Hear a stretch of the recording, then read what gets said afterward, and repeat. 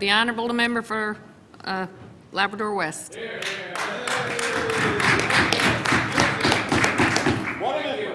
you, Madam Chair. And I too would echo the remarks from our other honourable members about your being in the Speaker's chair, and it's especially proud for us, I think, as we certainly for my three other colleagues from Labrador, that you are also sitting there as a true Labradorian, and we certainly appreciate that.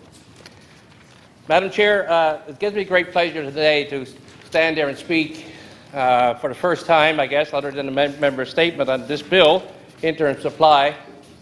And I could talk about a lot of issues, certainly around Labrador West, because there are lots of them.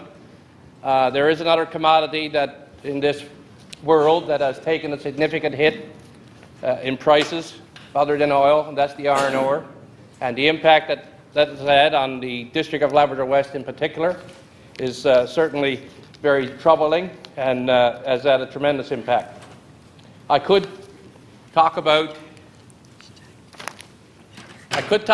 the King's Quest that happened this weekend. It was such a great event, and I was very pleased to have the MP from Labrador and my other three colleagues from around Labrador with me this weekend to talk about and to spend time with me and to celebrate the King's Quest and the success of the event. Thank you. Thank you. Thank you.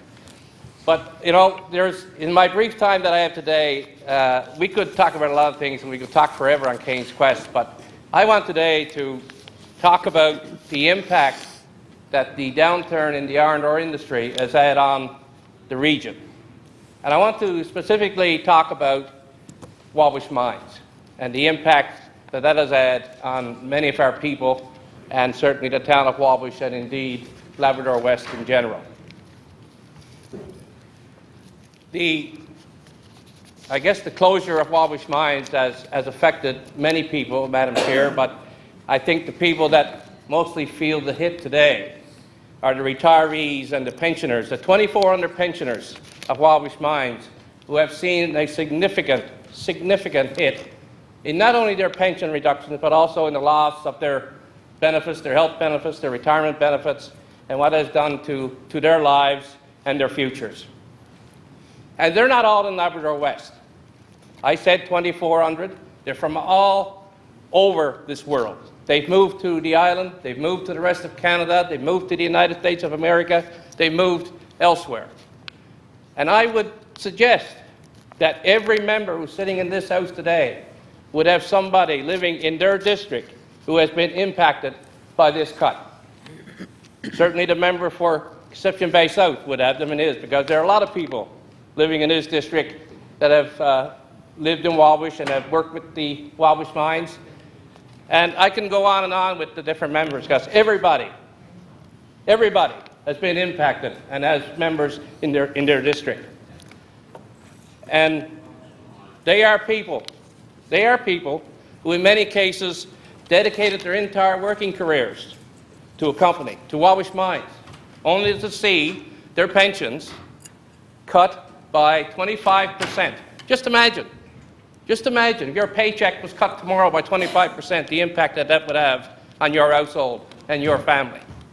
25% for the non-unionized people and 21% for the unionized. Now, that's on top of the loss of their medical benefits. That's on top of. So they got to go out now and buy a medical plan. So it's a double whammy. And you know, this is happening to everybody right around our country. And it's indeed a sad situation that they find themselves in.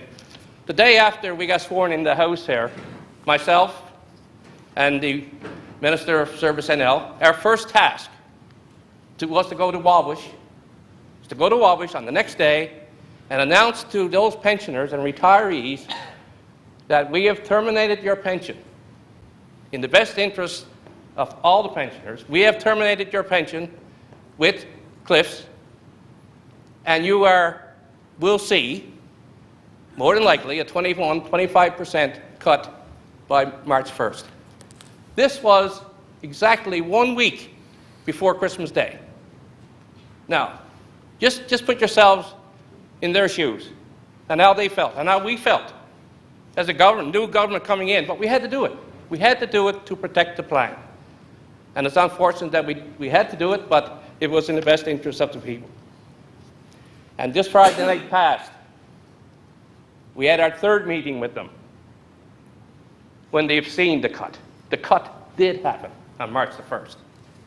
And myself and the Superintendent of Pensions, along with the MP for Labrador, Mr. Jones, along with my two colleagues, the MHA for Cartwright Lanchiclair and the MHA for Torngat Mountains, were in there as well. And we met with two law firms that are taking this to the legal matters. And we answered a lot of questions. They have a lot of questions. But you know what? This past Friday, we gave them a lot of answers. They appreciated the answers. It's not the answers that they want to hear, but we certainly gave them answers. And that in itself, I think, was very, very helpful for them. And not only have these people met, but the Premier has also met with these people as well and shown our concern and our interest in helping them forward. We have certainly not made any decisions on what we can do or will do at this point, but nevertheless, we are there to support them. And the problem, I guess you've heard a lot about the creditors, Company Creditors Arrangement Act, better known as the CCAA, where pensioners, where cliffs have gone into that bankruptcy protection, and because of that, that's why the pension is so underfunded, because the CCAA allowed cliffs to stop their payments, their special payments as well as their ongoing payments. So that's why the fund is in the situation that it's in, and that's why we had to terminate the plan. So we need to change legislation. Now, it may not help the people of Wabush, it may. But certainly, we have other companies, many companies in this country who are in the same situation. We have to change the rules of CCAA as a federal legislation so that pensioners will get priority on the creditors list. So if and when they do come into bankruptcy and the list of creditors are there, that the pensioners are the first people to be compensated for their loss. Not only have the people of Wabush certainly suffered, the town itself, as you know, when Cliffs Natural Resources decided to close Wabush Mines, the town lost their grant in lieu of taxes. And the previous administration did put in a 3-year bridging program to allow them to absorb some of that loss until another mining company got up and running. Well, guess what? That mining company is still nowhere to be seen. We are now in our 3rd year, and there's no funds on the horizon to compensate for that loss of grant in lieu. So guess what they do? And they had no choice. They got to maintain the same services. The people are still living there. They have to maintain their services. So they have to get it through taxation. So not only are these pensioners now losing 25% of their pension, they've lost their health benefits and retirement benefits, but they also see an increase in the municipal taxes. So they're hit again. How much more can these people take? It's really a difficult situation. And you know, I've heard from so many people that on March the 1st, they went to the post office. And it's not mail delivery in Wabush, it's to go to a post office box. They open the box. There's 2 letters in there. There's 2 letters in the box. One from Cliffs Natural Resources, or with their pension. They open it up and they see that, gee, I got less than I did last month. I'm getting 21 or 25% less. But I knew that was coming. They take the other envelope and opens it up. It was from the town of Wabush with their municipal taxes. And they've seen probably a 20 or 25% increase in taxes. So how do you think these people felt on that particular day? I'd never go back to the post office again.